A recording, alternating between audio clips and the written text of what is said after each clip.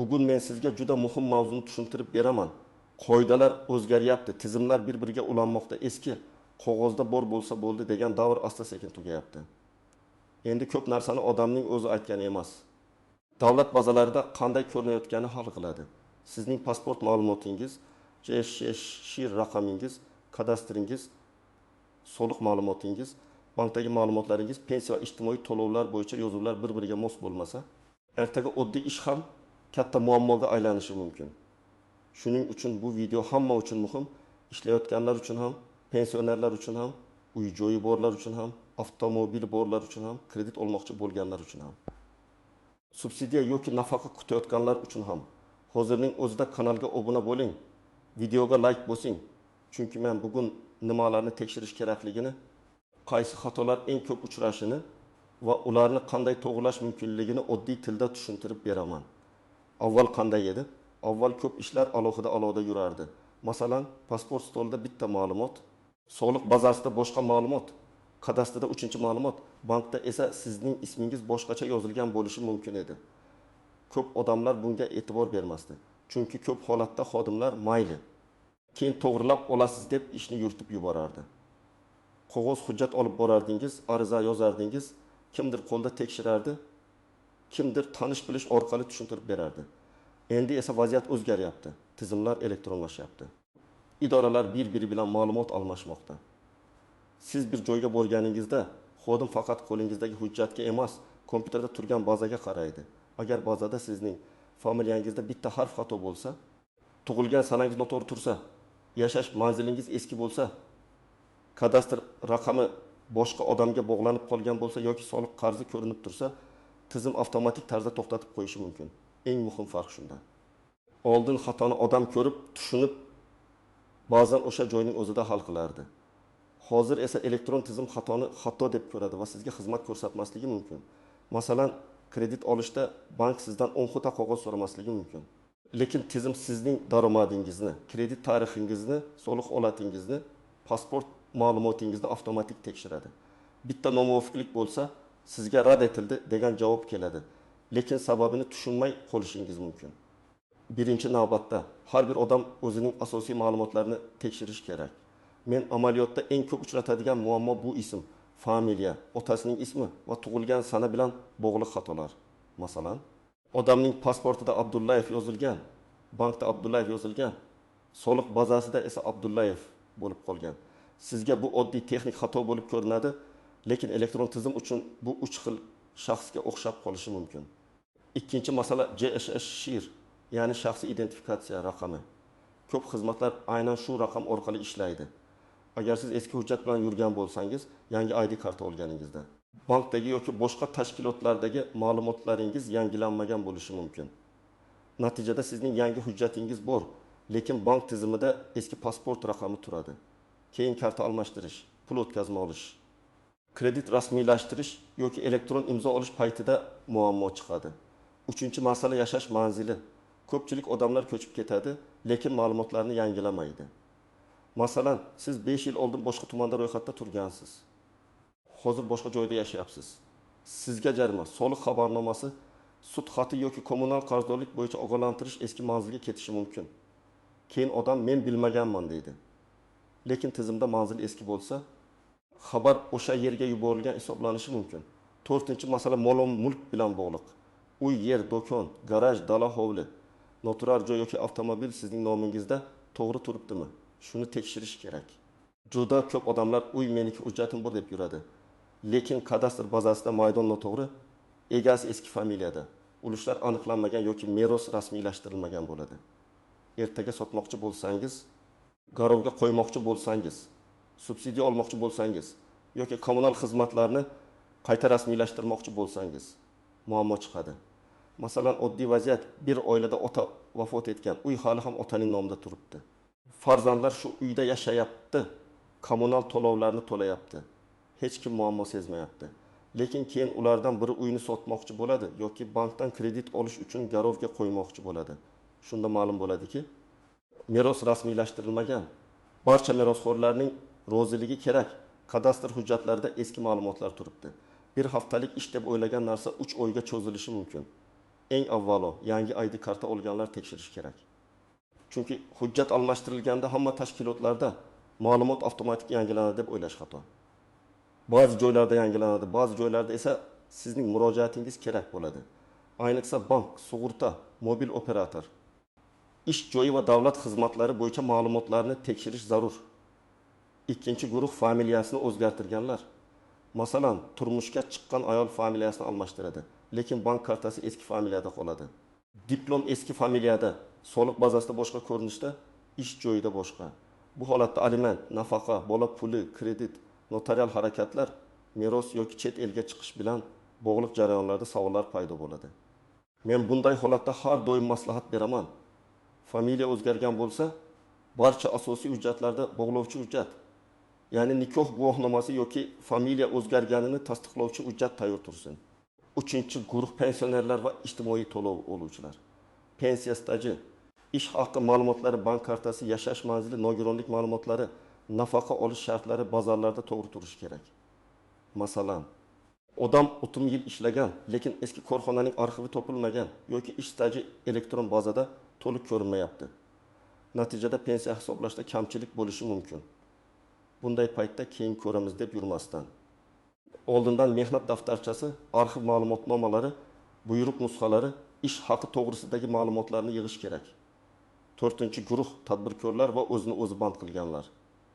Soliq qarzi, hisobotlar, faoliyat turi, bank hisob varaqlari, elektron imzo muddati, ijara shartnomalari, kassa apparati yoki onlayn to'lovlar bo'yicha ma'lumotlar to'g'ri bo'lmasa, jarima yoki hisob bloklanishi xavfi bor. Masalan, tadbirkor faoliyatini to'xtatganman deb o'ylaydi, lekin tizimda faoliyat yuritayotgan bo'lib turadi. Hisobot topshirilmagani uchun qarzdorlik yoki jarima yig'ilib boradi. Bir kuni bank hisobidan pul yechilsa yoki soliqdan xabar kelsa, odam hayron qoladi. 5-guruh kredit olgan yoki olishni rejalashtirayotganlar. Kredit tarixingizda siz unutgan kichik qarz ham chiqishi mumkin. Masalan, Big ming so'mlik telefon to'lov, eski mikroqarz, kechiktirilgan karta limiti yoki kafillik majburiyati. Siz men hech kimdan qarz emasman deb o'ylaysiz, lekin kredit bürosida kechikish ko'rinib tursa, bank sizga rad javobi beradi yoki foizni yuqoriroq belgilaydi. Agar siz oxirgi yillarda hujjatlaringizni yangilagan bo'lsangiz, ID kartangiz bor, bankdagi ma'lumotlaringiz yangilangan, uy joyingiz kadastrda to'g'ri turibdi, soliq qarzingiz yo'q, kredit tarixingizni tekshirgan bo'lsangiz, katta xavotirga o'rin yo'q. Lekin bu umuman tekshirmasam ham bo'ladi degani emas. Men har bir odamga yilga kamida bir marta o'z ma'lumotlarini ko'rib chiqishni tavsiya qilaman. Chunki xatosiz qilmaganingizda ham tizimga kiritish paytida, boshqa idoradan ma'lumot o'tishi paytida yoki eski hujjatlardan raqamlashtirish jarayonida paydo bo'lishi mumkin. Masalan, sizning hammasi joyida bo'lishi mumkin. Lekin qo'shningiz bilan yer chegarasi kadastrda noto'g'ri tushgan bo'lishi mumkin. Sizning soliq qarzingiz yo'q, lekin siz allaqachon sotgan avtomobil hali ham sizning nomingizda turishi mumkin. Siz bank kreditini yopgan bo'lishingiz mumkin, lekin yopilganligi haqidagi ma'lumot kredit tarixiga kechikib tushgan bo'lishi mumkin. Shuning uchun tekshirish bu qo'rqish emas, o'zini himoya qilish. Eng katta xatolardan biri, odamlar menda qog'oz bor, demak hammasi to'g'ri deb o'ylaydi. Hozir qog'oz hujjat muhim, albatta, lekin elektron bazadagi ma'lumot ham muhim. Agar ikkalasi bir-biriga mos kelmasa, sizdan avval moslashtirishni talab qilishadi. Shuning uchun qog'oz hujjatlaringizni saqlang, lekin bazadagi holatni ham tekshiring. Ikkinchi nozik jihat, eski qarzlar. Ba'zan odamda 10 ming, 20 ming, 10 ming so'mlik qarz chiqadi. Shu ham qarzmi deb e'tibor bermaydi. Lekin ayrim holatlarda shu kichik qarz ham xizmat olishga to'sqinlik qilishi mumkin. Masalan, soliq qarzi, majburiy ijro qarzi, jarima, kommunal to'lov yoki kredit kechikishi. Miqdor kichik bo'lsa ham tizim uni qarz sifatida ko'radi. Uchinchi nozik jihat, ishonchnoma va vakillik. Ko'p odamlar qarindoshiga ishonchnoma berib qo'yadi va unutadi. Ishonchnoma muddati tugagan, bekor qilinganmi? Undan qanday foydalanilgan? Buni bilish muhim.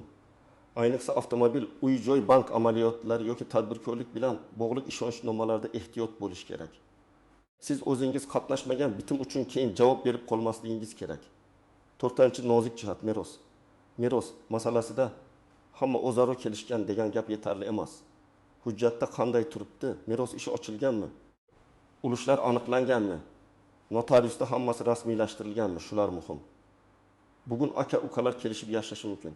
Lekin ertaga kimdir ulushini sotmoqchi bo'lsa, kredit olmoqchi bo'lsa yoki farzandlari da'vo qilsa, eski rasmiylashtirilmagan masala katta nizoga aylanadi. 5-nozik jihat telefon raqami va elektron kirishlar. Davlat xizmatlari, bank, soliq, elektron imzo, shaxsiy kabinetlar ko'pincha telefon raqamiga bog'langan bo'ladi. Agar raqam boshqa odam nomida bo'lsa, yo'qolgan bo'lsa yoki eski raqam ishlamayotgan bo'lsa, siz kodlarni ola olmaysiz. Bu esa xizmatdan foydalanishni qiyinlashtiradi. Shuning uchun asosiy telefon raqamingiz o'z nomingizda bo'lishi va faol ishlashi kerak. Endi nima qilish kerakligini bosqichma-bosqich aytaman. Birinchi qadam, shaxsiy hujjatlaringizni tekshiring. ID karta yoki pasportingizdagi ism, familiya otasining ismi, tug'ilgan sana, JSHR raqami, berilgan sana va amal qilish muddatini ko'rib chiqing. Agar hujjat muddati yaqin orada tugasa, oxirgi kunga qoldirmang. Hujjat muddati tuqab qolsa, bank, notarius, davlat xizmati, ish joyi yoki safar bilan bog'liq muammolar chiqishi mumkin. Ikkinchi qadam MyBongov. Uz yoki davlat xizmatlari markazi orqali asosiy ma'lumotlaringizni tekshiring. Agar internetdan foydalanishni bilmasangiz, yaqinlaringizdan yordam so'rang yoki davlat xizmatlari markaziga boring. U yerda ko'p ma'lumotlarni ariza orqali aniqlashtirish mumkin. O'zingiz bilan ID karta, eski hujjatlar, nikoh guvohnomasi, tug'ilganlik guvohnomasi, kadastr hujjati, avtomobil texnik pasporti kabi kerakli hujjatlarni olib boring. Uchinchi qadam, bankdagi ma'lumotlarni yangilang. Bank ilovasida yoki filialda pasport ma'lumotlaringiz, telefon raqamingiz, manzilingiz, kartalaringiz va kreditlaringizni tekshiring. Agar eski pasport raqami turgan bo'lsa, yangilashni so'rang. Agar siz yopilgan kredit hali ham ko'rinayotganini sezsangiz, bankdan kredit yopilgan haqida ma'lumotnoma oling va kredit tarixini yangilash bo'yicha murojaat qiling. 4-qadam, soliq holatini tekshiring. Soliq ilovasi yoki shaxsiy kabinet orqali mol-mulk solig'i, yer solig'i, daromad bilan bog'liq majburiyatlar, tadbirkorlik holati, o'zini band qilganlik ro'yxati va qarzdorlikni ko'ring. Agar sizga tegishli bo'lmagan qarz chiqsa, darhol ariza yozing. Arizada ushbu qarzdorlik menga tegishli emas yoki ma'lumotni aniqlashtirishni so'rayman deb aniq yozing. Hujjat nusxalarini ilova qiling. 5-qadam, kadastrni tekshiring. Uyingiz, yeringiz yoki noturar joyingiz bo'lsa, kadastr hujjatlarida egasi, maydoni, manzili, ulushi va kadastr raqami to'g'ri ko'rsatilganini aniqlang. Agar uy meros orqali o'tgan bo'lsa, meros hujjatlari rasmiylashtirilganini tekshiring. Agar uy sotib olingan bo'lsa, oldi-sotdi shartnomasi va kadastrda egasi o'zgarganini ko'ring. Faqat shartnoma borligi yetarli emas, baza ham yangilangan bo'lishi kerak. 6-qadam, avtomobil ma'lumotlarini tekshiring. Agar avtomobilingiz bo'lsa, jarimalar, sug'urta, texnik ko'rik, ishonchnomalar va egasi bo'yicha ma'lumotlarni ko'ring. Agar mashinani ishonchnoma bilan sotib yuborgan bo'lsangiz, u hali ham sizning nomingizda turishi mumkin. Bu juda xavfli, chunki jarima, soliq, etat bilan bog'liq masalalar sizga kelishi ehtimoli bor. Bunday holatda xaridor bilan bog'lanib, rasmiy oldi-sotdi qilish talab qiling. 7-qadam, majburiy ijro va jarimalarni tekshiring. Ba'zi odamlar jarima borligini faqat aeroportda, bank hisobidan pul yechilganda yoki notariusda bilib qoladi. Shuning uchun vaqti bilan o'zingizda ijro hujjati, sud qarori, aliment, jarima yoki boshqa majburiyat yo'qligini tekshiring. Agar qaror noto'g'ri bo'lsa, shikoyat qilish muddati va tartibini o'tkazib yubormang. 8-qadam, hujjatlarni tartibga soling. Uyda alohida papka qiling.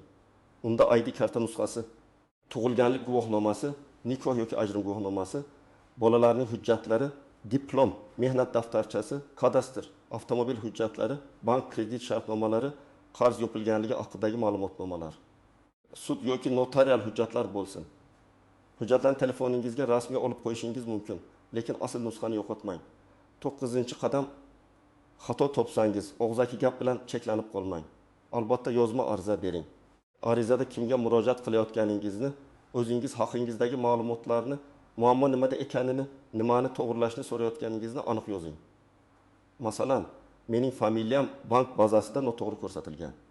Pasportimdagi ma'lumotga muvofiq tuzatishni so'rayman yoki kadastr ma'lumotlarida uy maydoni noto'g'ri ko'rsatilgan. Hujjatlar asosida aniqlashtirishni so'rayman. Arizaga hujjat nusxalarini ilova qiling va ariza qabul qilinganini tasdiqlovchi raqam yoki muhrni oling. 10-qadam, hammasini oxirgi kunga qoldirmang. Ko'pchilik faqat kerak bo'lganda yuguradi. Kredit kerak bo'lganda, uy sotmoqchi bo'lganda, chet elga chiqmoqchi bo'lganda, pensiya rasmiylashtirmoqchi bo'lganda. Lekin xato topilsa, uni tuzatishga vaqt ketadi. Ba'zan bitta harfni tuzatish uchun ham bir necha idoradan ma'lumot talab qilinadi. Shuning uchun bugun tekshirsangiz, ertangi muammoni oldini olasiz. Bir misol keltiraman. Fuqaro bankdan ipoteka olmoqchi bo'ladi. Daromadi yetarli boshlang'ich to'lovi bor, hammasi joyida. Lekin bank tekshiruvda uning eski mikroqarzi 29 kun kechiktirilganini ko'radi. Qarz allaqachon yopilgan, miqdori katta emas, lekin kredit tarixida kechikish qolgan. Natijada bank shartlarini og'irlashtiradi. Agar fuqaro oldindan kredit tarixini tekshirganida bankka tushuntirish va ma'lumotnoma tayyorlab qo'ygan bo'lardi. Yana bir misol. Ayol familiyasini o'zgartirgan, lekin diplom eski familiyada. Ish joyidagi ma'lumot yangi familiyada. Bank kartasi esa boshqa imlo bilan yozilgan. Bola puli uchun murojaat qilganda tizimda daromad ma'lumoti mos tushmaydi. Aslida muammo daromadda emas, familiya bog'lanishida. Bunday holatda nikoh guvohnomasi, familiya o'zgarganini tasdiqlovchi hujjat va barcha bazalarni yangilash kerak bo'ladi. Yana bir holat. Odam 8 yil oldin mashinasini ishonchnoma bilan sotgan. Yangi egasi jarimalarni to'lamagan, texnik masalalarni hal qilmagan. Bir kuni eski egasiga katta miqdorda jarima va ogohlantirish keladi. Chunki mashina rasmiy egasi hali ham u. Shuning uchun men har doim aytaman, avtomobilni ishonchnoma bilan topshirish rasmiy oldi-sotdi o'rni bosmaydimi? Bugungi asosiy fikr shuki, qoidalar o'zgaryapti, tizimlar elektronlashyapti, endi ma'lumotlarning to'g'riligi juda muhim. Pasport, JSHSHIR, manzil, bank, soliq, kadastr, avtomobil. Kredit tarixi va ijtimoiy to'lovlar bo'yicha ma'lumotlaringizni tekshiring. Xato topsangiz, kutmang, yozma murojaat qiling va hujjatlar bilan tasdiqlang. Agar sizda ham shunday holat bo'lgan bo'lsa, izohlarda yozing. Qaysi ma'lumotda xato chiqqan? Qanday hal qilgansiz? Qancha vaqt ketgan? Boshqalarga ham foydasi tegadi. Video foydali bo'lgan bo'lsa, like bosing, kanalga obuna bo'ling va yaqinlaringizga yuboring. Chunki bu mavzu faqat bitta odamga emas, hammaga tegishli.